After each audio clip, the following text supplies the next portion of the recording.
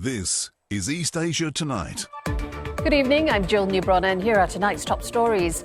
The Philippines signs a raft of security deals with India as President Ferdinand Marcos Jr. gets the red carpet treatment from Prime Minister Narendra Modi in New Delhi.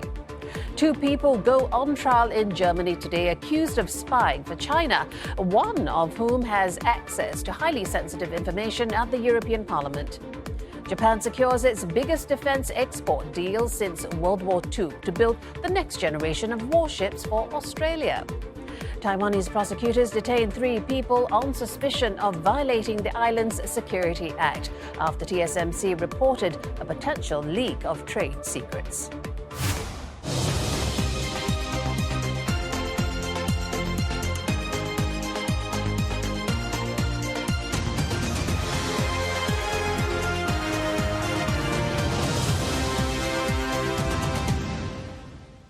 Also on East Asia Tonight, South Korea ramps up preparations for its biggest international event yet, October's APEC summit, which will see world leaders and delegates from 21 economies converging on Gyeongju.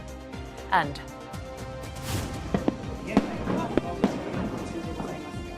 a fireworks display in Japan's Yokohama didn't quite go to plan, leaving the barges where they were launched in flames.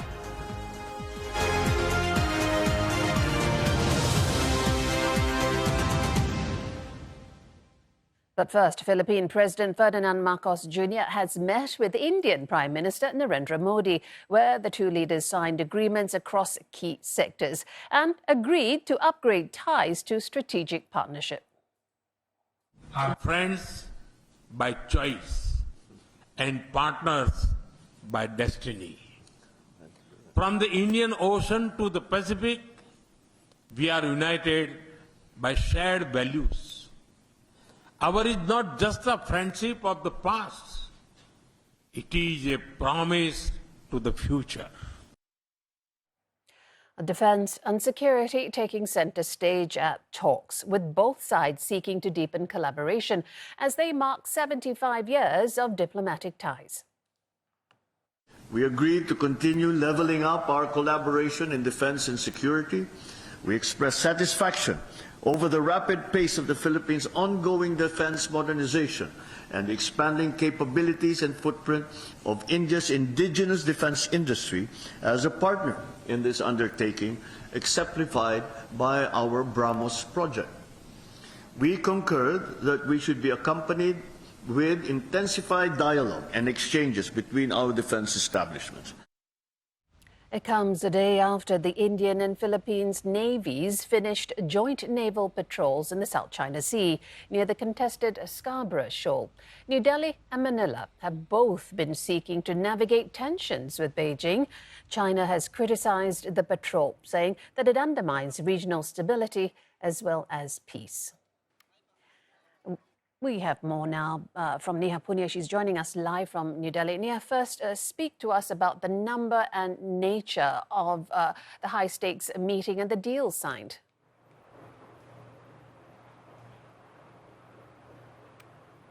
You know, this is a visit, Jill, that's been very high on optics, and both leaders, as they addressed that, joint press gathering, expressed a great deal of optimism, with focus clearly being on the potential of bilateral ties as they mark 75 years of bilateral engagement.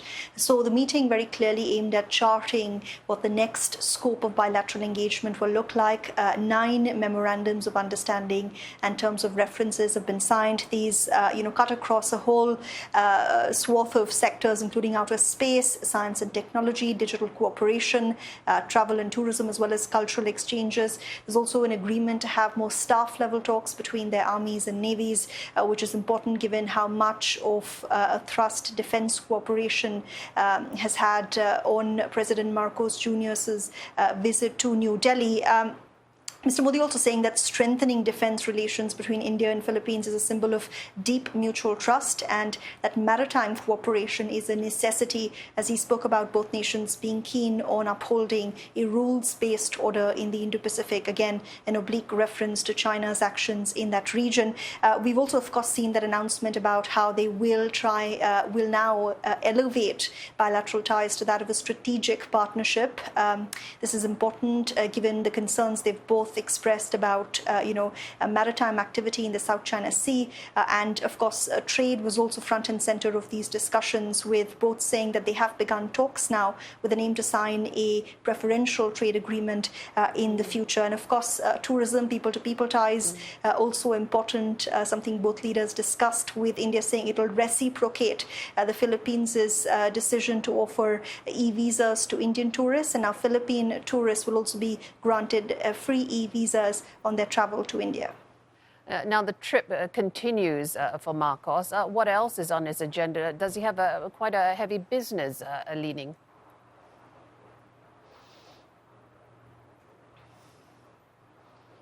Absolutely. I mean, it's been a packed visit, one of his longest trips abroad. He will be meeting India's health minister later this afternoon, and then he's meeting with the president. He's going to do a policy address at a think tank on Wednesday as well, where the thrust of his speech is going to be on maritime cooperation and security issues in the Indo-Pacific. But he's also leading a business delegation, Jill, to Bengaluru in the south of India. This is India's IT capital, a city where a lot of IT and digital businesses are based. And, President Marcos has said that he will be meeting, quote, captains of industries because he wants to explore potential investment opportunities for both sides. And he has said that he wants his visit to really maximize the opportunity for Philippine businesses to engage with businesses here, given India's, hefty economic might. So, furthering business-to-business ties is also very much top of his agenda.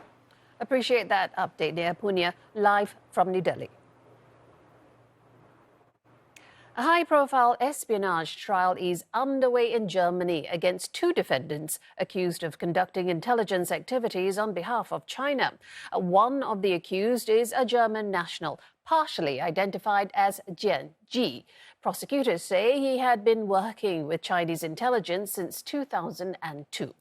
At the same time, from 2019 to 2024, he was an aide to far-right lawmaker Maximilian Krah from the far-right Alternative for Germany Party, or AfD for short. And during that time, he allegedly passed on information on EU Parliament debates and decisions, as well as sensitive documents. He is also suspected of being the handler for the second defendant, Chinese national Yati X. Now, she is accused of spying on elements of the German arms industry. Authorities say she worked for a logistics firm tied to Leipzig airport and helped Jianji access information on flights and passengers. Both suspects have been in detention since their arrest last year. Now, the trial is expected to run through September. German politician Krah has been called as a witness. He is under a separate investigation over accusations of bribery by China and money laundering. Krah denies all wrongdoing.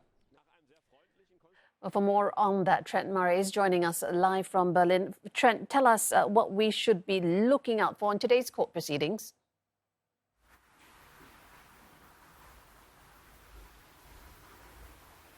Well, Jill, a very high-profile case here, as you might imagine, as it officially gets underway in Dresden. Serious allegations being levelled at these two defendants. We know, of course, Jian Ji spent many years working in the European Parliament, working for Maximilian Krah, that MEP at the time. He faces allegations of passing on sensitive documents from inside the European Parliament's deliberations on key debates, as well as information relating to internal conversations taking place within the party. Now, this dates back all the way to 2002. At the time, the AfD party was somewhat of a fringe party. It did not have a large presence in the parliament. So one of the things we're keeping an eye out for is just why, allegedly, Chinese intelligence services targeted that smaller Party. Of course, during those 20 years, though, it has seen its fortunes considerably turn. It has a much larger presence in the European Parliament now, much more influential.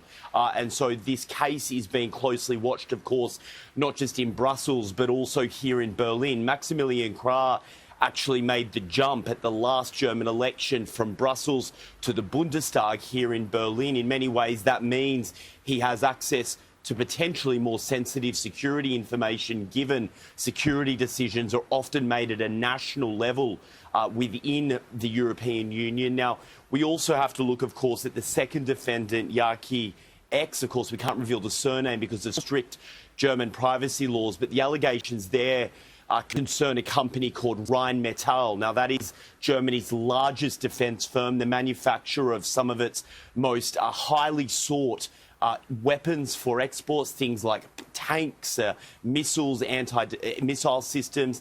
The allegations are that Leipzig Airport, a key portal for exporting those weapons, is where some of this alleged espionage took place. This is going to be a long-running trial through September. I think what many are looking for is what the potential motivation here was, just how implicated both of them were.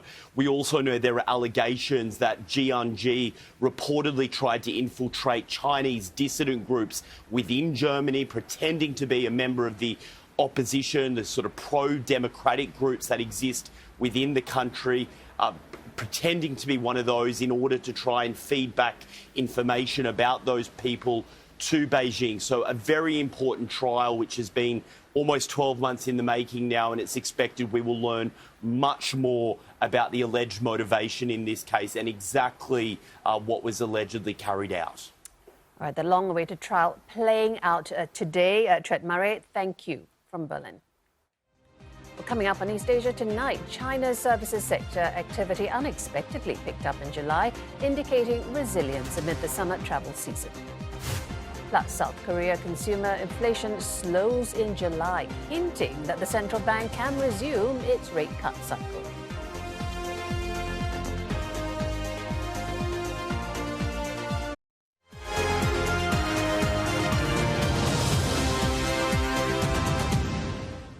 It is time for business news with Roland Lim, and we're going to be talking about that potential leak of TSMC chip technology secrets, Roland. Thanks, Jill. That's right. Taiwan has detained 3 people after the world's largest contract chip maker reported a suspected information breach. Prosecutors say the chip maker is alleging that former employee and 2 current staff may have unlawfully obtained trade secrets. The information is related to TSMC's core technologies, and prosecutors strongly suspect that the 3 defendants violated the island's Security Act. TSMC made the discovery in July after detecting unusual access to internal personnel files. The chipmaker discovered the breach during a routine check. It added that it was identified, quote, early due to its comprehensive and robust monitoring mechanisms. A disciplinary action has been taken against the personnel deemed responsible as well. TSMC is unable to provide further information as the case is under judicial review. The possible trade secret leak is reportedly related to critical proprietary information on TSMC's 2-nanometer semiconductor. The chip is regarded as the most advanced in the sector. It is set to enter mass production this year and will power a plethora of devices, from smartphones to artificial intelligence accelerators. Such cutting-edge semiconductors are prized as firms race to secure a lead in the AI race. Chinese firms have been forced to rely on its homegrown tech due to Washington's chip-related curbs. Although NVIDIA's CEO Jensen Huang has recently warned that even though his company's tech remains a generation ahead of those in China, Huawei has the potential to expand its chip business worldwide. Staying on semiconductors, Taiwan is introducing a new way for students to spend their summers, clad in white lab coats, masks, and learning all about crafting microchips. A summer camp designed to spike children's interest in Taiwan's most important industry, semiconductors. From etching to lithography, The international summer camp allows some 80 students to see every step up close. 16-year-old Nicholas Choi from Singapore was one of them. I'd say a lot of these just tech companies are interesting to me because I myself really enjoy playing video games. So I'm really just always using these semiconductor products. And so to me, most of these companies are really interesting. Companies and universities in Taiwan have been holding such events amid growing demand around the world. The camp has been held by Sinoposis since 2023, but only hosted them in Mandarin until recently. Now they're holding the events in English as well. The industry, which powers most of the globe's electronics and AI servers, is threatened by a rise in job vacancies due to the island's declining birth rate. Yearly births fell by 35% in the 10 years from 2014 to 2024. Many hope students will be motivated to work with semiconductors in the future, like Caroline Choi. I think it's a pretty unique experience to gain some knowledge on the semiconductor industry. And being Taiwanese, I think it's pretty important to have that knowledge because semiconductor is such a huge part in the Taiwanese economy. And I'm thinking of pursuing a major in software engineering and economy in university next year, so I think it was a pretty good introduction to the field I'd like to go in. Taiwan plays an important role in the chip industry, with the native company TSMC being the world's largest contract chip maker. Any decline in the industry's dominance casts a shadow over Taiwan's existence. With threats of invasion from Beijing, Taiwan's global significance comes from chip giants like TSMC. But chip companies and experts have warned of the increasing difficulty in recruiting local talent. There's an urgent need， 非常重要的需求就是我们需要赶快把那个理工科的教育呢往下扎根。所以为什么我们想要在台湾呢做这件事情？一个是台湾的强项，一个是台湾所面临的困境，一起放在一起就很明显，我们就是要先做。According to a local human resources firm, job openings in the sector rose to 33,725 in the second quarter of this year, an indication of the shortage of highly skilled professionals. China's services sector activity unexpectedly picked up in July, rising by the fastest pace in more than a year. The private survey S&P China Services PMI rose to 52.6 from 50.6 last month, indicating resilience amid the summer travel season. The median forecast of economists surveyed by Bloomberg was 50.4. Remember, any reading above 50 indicates expansion. Despite the improvement, it remains unclear if China's sluggish consumer sentiment is turning a corner. Markets in Greater China ending the day higher. Shanghai Composite up nearly 1%. Second bourse, the Shenzhen Component up 0.6%. And in Hong Kong, the benchmark Hang Seng Index 0.7% up. Earlier, Ashvin Murthy, who is founder and chief investment officer of AVM Capital, told us what's driving China's economic policy and what policymakers are likely to focus on in the near term. It's a very measured policy approach. I don't think they want euphoria. They want things to recover in a gradual pace, which is sustainable. Yeah. And that's probably what we're seeing right now. Two things have happened. So one is these tariffs aren't as bad as many people expected at the start of the year, right? I mean, we've got up to 145%. There's a lot of optimism now that the US and China are going to try and work out a deal where the actual tariff rate comes down even more. The other thing is the transshipment. Right. So now, a lot of the ASEAN countries have been hit by higher tariffs. The transshipment goes up to 40%. So maybe a lot of more manufacturing is going to stay in China versus being sent overseas. So that could support the manufacturing sector. But overall, we see a slowdown in that sector. And that's why I think China is starting to sort of focus more on consumption, which is probably a pillar which they're going to focus on over the next few years. I think the PBOC indicated they're quite comfortable with where yields are right now. They've done a lot of easing. Liquidity is quite flush. They've been using fiscal stimulus, really targeted fiscal stimulus to help certain sectors. They went big on infrastructure over the last couple of years. I expect a lot more focus to be on consumption. There were some handouts just given about a few weeks ago. And that's going to continue. Those kind of handouts are quite effective because you feel the immediate fiscal impulse in the economy. Chinese firms listing on U.S. stock markets are set to reach a record this year, despite volatile relations between Washington and Beijing. This year's first half saw 36 small and mid-sized Chinese companies that have gone public in the U.S., and more than 40 others are in the pipeline. That follows a record-breaking year of 64 firms back in 2024. Difficult regulatory hurdles for a domestic listing and the prospects of better valuations are motivating the growing interest to list in the U.S. Most firms went public through special purpose acquisition companies, allowing them to avoid lengthy initial public offering processes. The number, which excludes confidentially filed listing applications, could be a sign that this year will hold the highest recorded listings going public. South Korea's government has pledged to protect domestic firms from higher U.S. tariffs as its task force begins discussions on the nation's economic policy plans. The government is aiming to come up with measures that will boost short-term domestic demand and provide financial support for mid- and long-term technology development to enhance market competitiveness.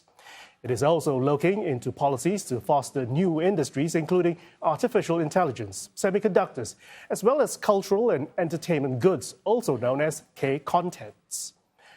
Plans will be announced later this month.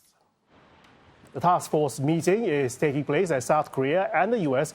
are engaged in talks for a potential summit between their two leaders. Experts have warned that President Trump may use the meeting to squeeze out more concessions on sectors that were left out in their trade deal. South Korea's agreement with the U.S. included a $350 billion investment into America in exchange for 15% U.S. tariff on its goods. U.S. Commerce Secretary Howard Lutnick earlier said that 90% of the profits from the investment will go to American people. South Korean's industry minister said that Mr. Lutnick's claims, quote, does not make sense and more negotiations are needed on the fund's specifications. Staying in South Korea, consumer inflation has slowed in July, suggesting that the central bank can resume its rate cut cycle. Now, this comes as the trade-reliant economy braces for the impact of higher U.S. tariffs. The Statistics Office said that consumer prices rose 2.1% in July from a year earlier, as compared to 2.2% in June.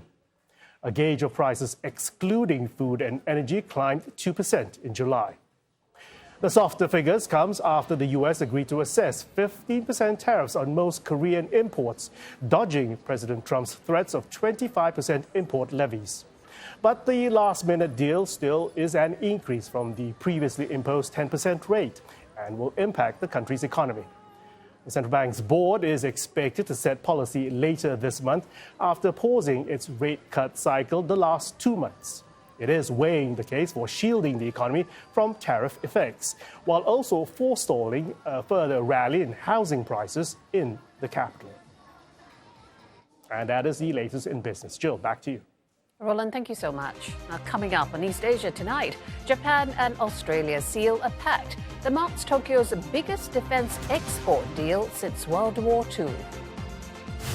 And businesses and residents in historic South Korean city are prepared to welcome visitors ahead of the APEC summit in October.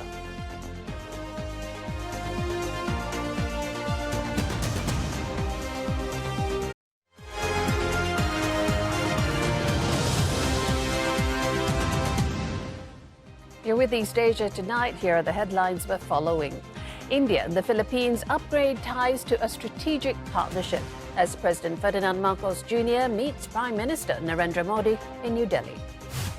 The trial of 2 suspected Chinese spies begins in Germany, one of whom used to be an assistant to far-right lawmaker Maximilian Krah.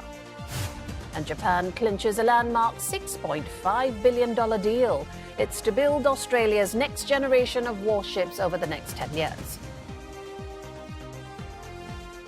Businesses in India's tourist sector getting ready for a long-awaited return of Chinese visitors. India has resumed accepting Chinese tourist visa applications after halting visa issuance in 2020 over a deadly border dispute. Ishan Garg reports from New Delhi on how this may signal a thaw in bilateral ties.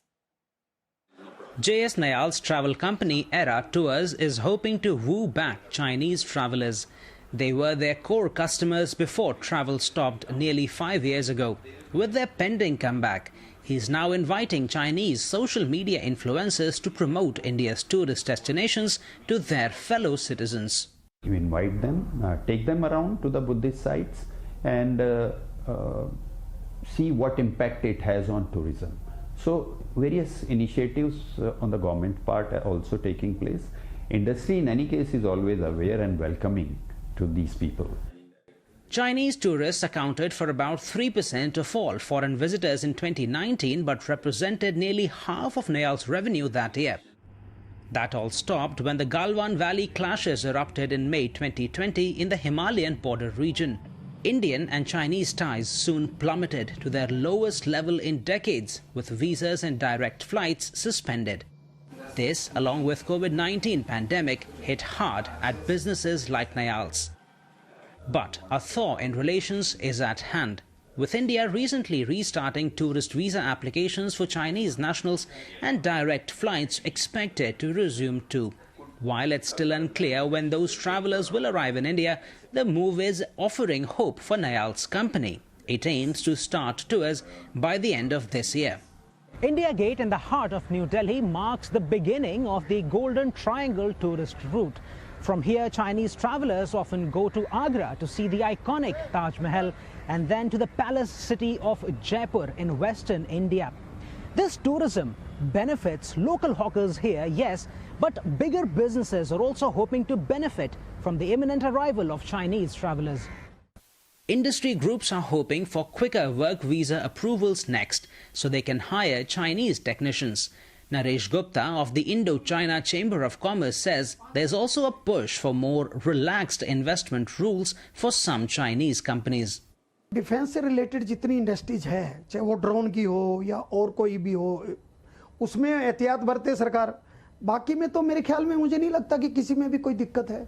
Though India-China trade has grown by roughly 56% between 2019 and 2025, India's trade deficit with China has nearly doubled, remaining heavily in Beijing's favor.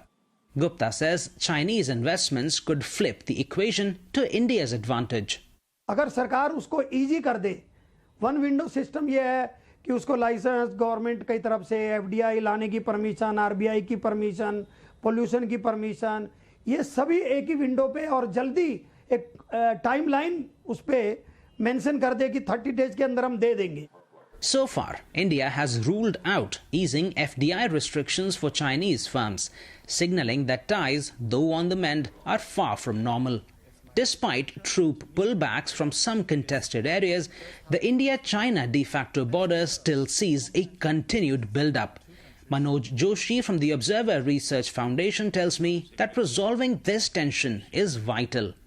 So I think the border is an important thing, and the Chinese need to understand that. I have a feeling that the Chinese are the ones who are going slow on this. So we need a specific agreement, not just dealing with tourism and all that. All that creates a climate.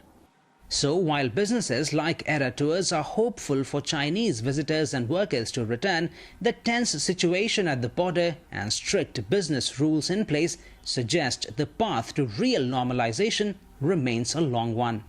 Ishan Garg, CNA, New Delhi.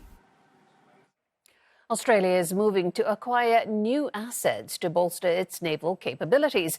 As it says, it will buy 11 Mogami-class warships built by Japan's Mitsubishi Heavy Industries as part of plans to more than double its existing fleet of warships over the next decade. The $6 billion deal marks the largest defence agreement between Australia and Japan and could be concluded as early as the end of this year. The next-generation Japanese frigate design was seen as a clear winner over that from Germany's ThyssenKrupp Marine Systems in terms of cost, capability and delivery schedules. This is a decision that is made about how we can get the best platform, the best capability for the Royal Australian Navy. That said, having made the decision, this does represent a very significant moment in the bilateral relationship between Australia and Japan. The Mogami-class frigate has a range of up to 10,000 nautical miles, and it only requires a smaller crew of 90 compared to the 170 needed for Australia's Anzac-class vessels. It also comes with 32 vertical launch cells, compatible with long-range missiles such as the Tomahawk.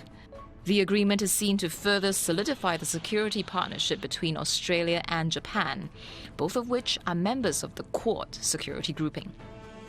我が国の高い技術力への信頼や自衛隊とオーストラリア軍との相互運用性の重要性、これが評価された証であり、特別な戦略的パートナーであるオーストラリアとの安全保障協力をさらなる高みに引き上げる大きな一歩となるものです。3 of the frigates will be built in Japan, with the first scheduled for a 2029 delivery. The remaining 8 will be built in Australia. Canberra intends to deploy these frigates to patrol critical maritime trade routes along its northern approaches, areas where China is seen to be increasing its presence. It's also part of Australia's broader military upgrade to strengthen long-range strike capabilities and better respond to increasing regional security challenges. Earlier, CNA spoke with Jennifer Parker, expert associate from National Security College at the Australian National University, and we began by asking her why the frigate deal is seen as a landmark for both countries. I think it's landmark or it's significant for two key reasons. The first is that this is really the largest defence export deal that Japan has ever signed. I mean, it says $10 billion, but that's over the next 10 years. It will be more than $10 billion all up by the time the 11 ships are built. Two, it is an expansion of Australia's naval surface combatant fleet, which is much needed. Australia currently has 10 surface combatants. For 50 years, we've had analysis telling us we need 20 because Australia is an island nation. And we're relying on Japan to help us get there. And I think that is a key part of the relationship as well. The Australia-Japan defence relationship has rapidly evolved in the last 10 years. And in 2022, we kind of saw that crowned with the signing of a reciprocal access agreement. And we saw a joint declaration on security cooperation that, you know, it's not an alliance, but it sounds very much like an alliance. So this is significant for those reasons. And it will really prop up Japan as a defence exporter in the region. Of course, Japan is looking to sign deals on ships with other countries. And it also helps Australia rebuild its navy. And Jennifer, let's focus on how this will impact Australia, because as someone with operational experience across a wide range of naval missions, I think you would be able to assess the strategic needs this deal is to meet for Australia. Yeah, look, when we think about Australia's naval build-up, we need to remember that Australia it's an island. So Australia is heavily dependent on maritime trade. 99% of our trade comes through the maritime domain. In fact, we import 91% of our fuel and other critical seaborne supply. Australia has the 3rd largest exclusive economic zone in the world, and it's the 5th largest shipping user in the world. So when you think about those things, protecting Australia's maritime domain and its critical seaborne supply is a really difficult task.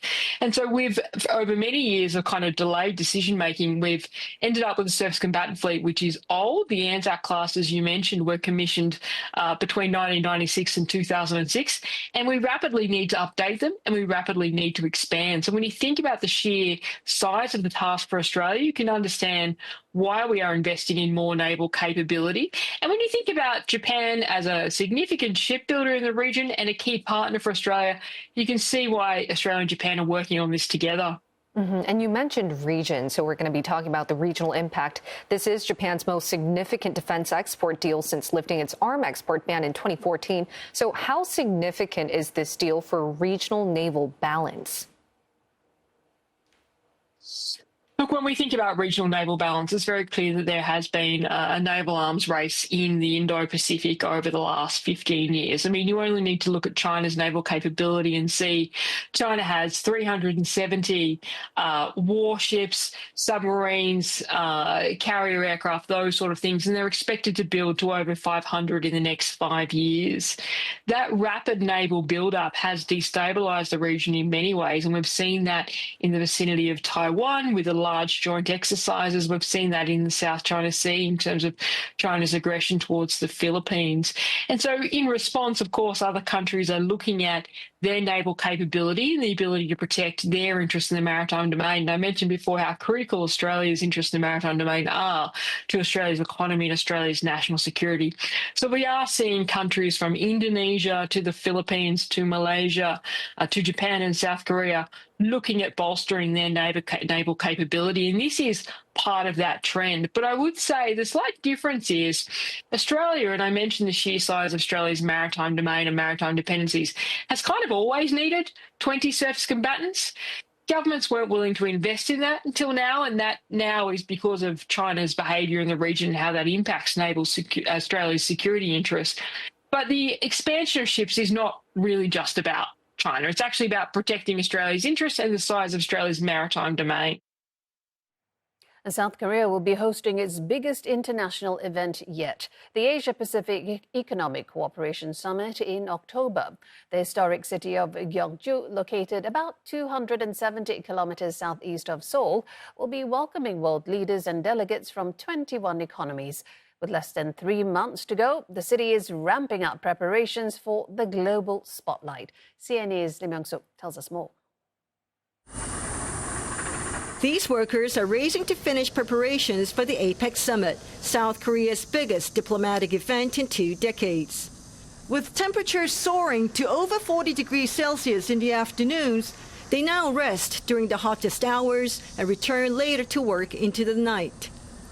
Kim Sang-chul, head of the APEC Preparation and Support Office, tells CNA everything is on track. 지금 인프라 관련해서는 우리가 이제 미디어 센터는 지금 현재 공정이 60%가 넘었고 전시장은 50%, 만찬장은 지금 현재 35%가 조금 넘었습니다. 그래서 전반적으로 우리가 품질 안전 기본 하에 인적 물적 자원을 총동원하고 있기 때문에 적어도 9월 중에는 마무리하는 데 전혀 이상이 없습니다. Leaders from the 21 member economies, including South Korean President Lee Jae-myung, will gather here at Gyeongju Hwabaek International Convention Center. This will be President Lee's first major international event since taking office in June, and only the second time South Korea is hosting the APEC summit, the last being in Busan in 2005. A key highlight, the formal dinner banquet, which will be held here at the Gyeongju National Museum. The venue offers world leaders a glimpse into the 1,000-year-old Shilla dynasty, which had its capital in Gyeongju. Mr. Kim brushes aside concerns that the historic city, little known outside of South Korea, may struggle to host such a large-scale event. 숙박 인프라 이런 부분이 부족하다 그랬는데 5성급 호텔 3개를 포함해서 보문 주위에 12개의 숙박 시설이 있습니다. 숙박업계에서 자발적으로 나서고 계십니다. 그래서 작게는 50억에서부터 많게는 1,700억까지 투자해서 Roads near summit venues located within the Pomon tourist complex are being upgraded. 인천공항으로 오는 손님들은 인천공항에서 KTX를 타고 경주역에 오면 경주역에서 셔틀버스가 아까 말씀하셨던 똑같이 1시간 단위로 그 배차 간격을 2대, 피크 타임 때는 30분 간격으로 배차를 해서 Apart from these preparations, people across Gyeongju, from market vendors to small business owners, are also getting ready to welcome the world. Some are attending etiquette and English classes, hoping to better communicate with foreign guests and showcase Korean hospitality during the summit. 교육을 받아야만이 외국 손님들도 우리가 맞이할 수 있지 않을까 그런 생각이 들더라고요. 그래서 물론 뭐 바쁜 시간이지만은 참석하려고 왔어요. 보통 해외에서는 다 서울만 많이 아시거든요. 근데 경주라는 곳이 전통적이고 현대하고 같이 맞물려 있다는 걸 널리 알릴 수 있을 것 같습니다. North Gyeongsang Province, where Gyeongju is located, is hoping to attract around 7,700 daily visitors and 30,000 attendees over the course of the 2-day summit starting October 31st. A study estimates the summit could create 23,000 jobs and generate over $5 billion. Gyeongju is now preparing to host its largest ever event in October. But with less than 3 months to go, all eyes will be on whether this ancient capital will be ready for the global spotlight. Lim Yan-suk, CNA, Gyeongju City, South Korea. Still ahead on East Asia tonight, South Korea reports its second hottest July on record that saw the nation sweltering through several heat waves last month. And record rainfall leaves Hong Kong reeling, disrupting hospitals and forcing schools and law courts to close.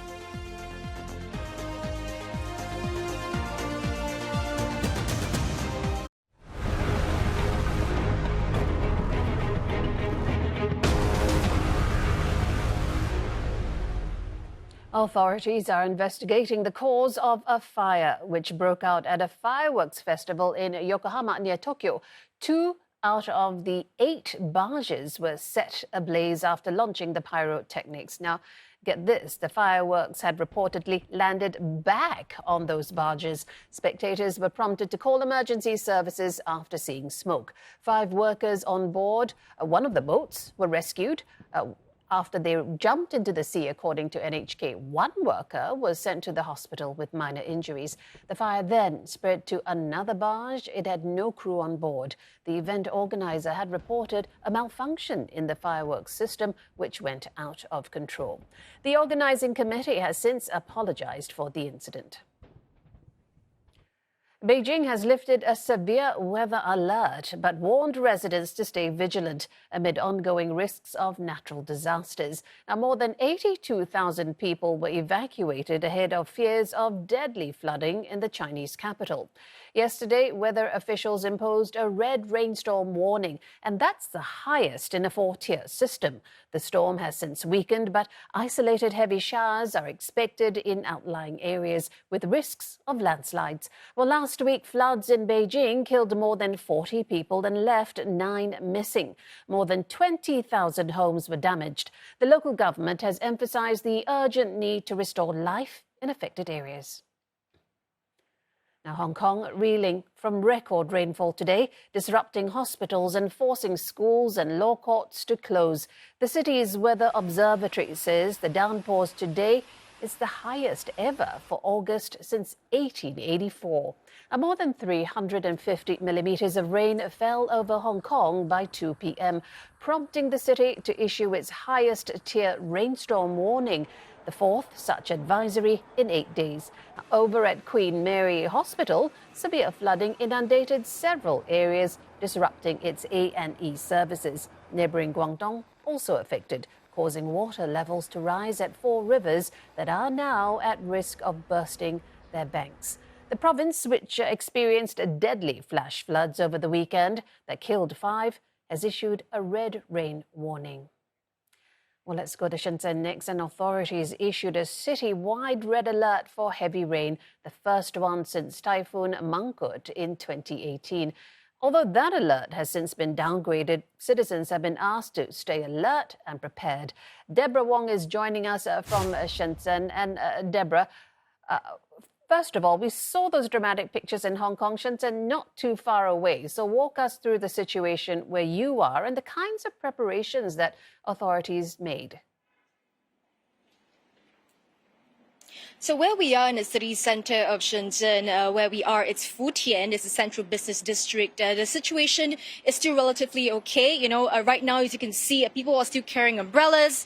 There's still rain, very, very light rain falling down here. But it was a very different situation throughout the day earlier. You know, there was torrential rain beating down in this district and all across Shenzhen. We could even see the building next door, and there was some ponding in some low-lying sections as well, because the red signal was activated early this morning at about 4:13 a.m.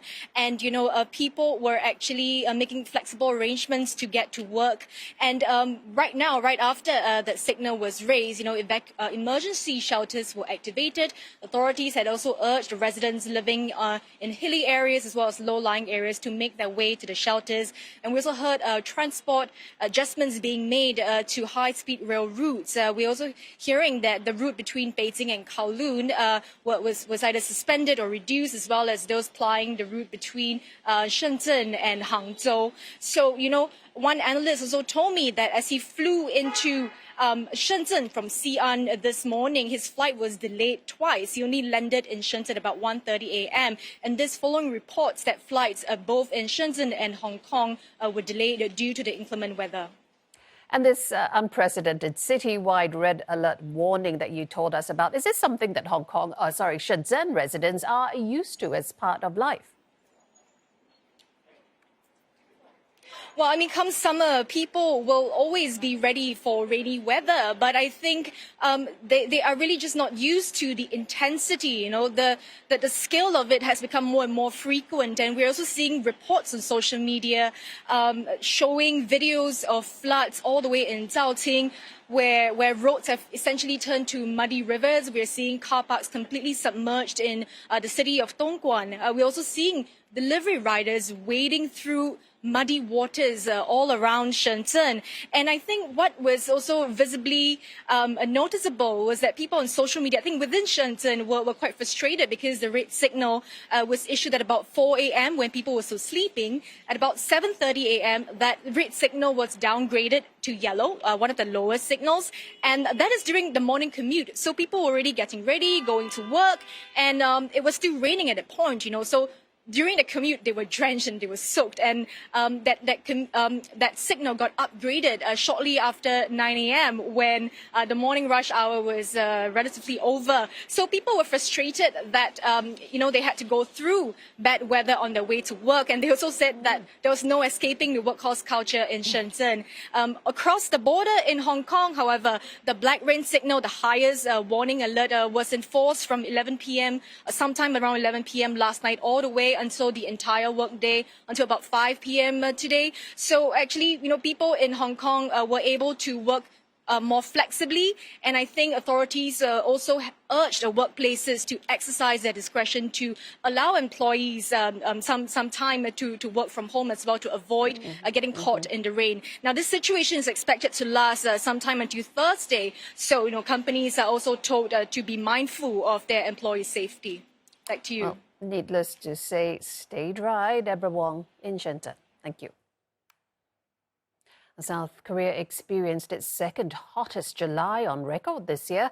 According to the National Weather Agency, the average temperature in the country was slightly above 27 degrees Celsius in July, just below the record high set in 1994. And that wasn't the only time during the summer months when the nation grappled with sweltering heat waves. Last month, the nation faced 14 days of heat waves where the highest daily temperatures exceeded 33 degrees Celsius. And according to the Korea Disease Control and Prevention Agency, at least 16 people across the nation died from heat-related illnesses this year. The Japan Meteorological Agency says it recorded the country's highest ever temperature of 41.6 degrees Celsius at the city of Isesaki in Gunma Prefecture, northeast of Tokyo. This surpassed the previous record of 41.2 recorded just last week. It comes as weather officials warned of dangerous heat at some inland regions on the main island of Honshu. Officials say a high-pressure system will continue to affect central Japan, including the capital, Tokyo, bringing hot and sunny weather. Heat stroke alerts have been issued for 44 of the country's 47 prefectures. Officials are advising people to keep cool by turning on their air conditioning, drinking more fluids, and taking frequent breaks if outside. Well, that's Tuesday's edition of East Asia Tonight. Don't forget your headlines. Check on them at cna.asia. Also, check on Facebook and YouTube if you like. Bye-bye.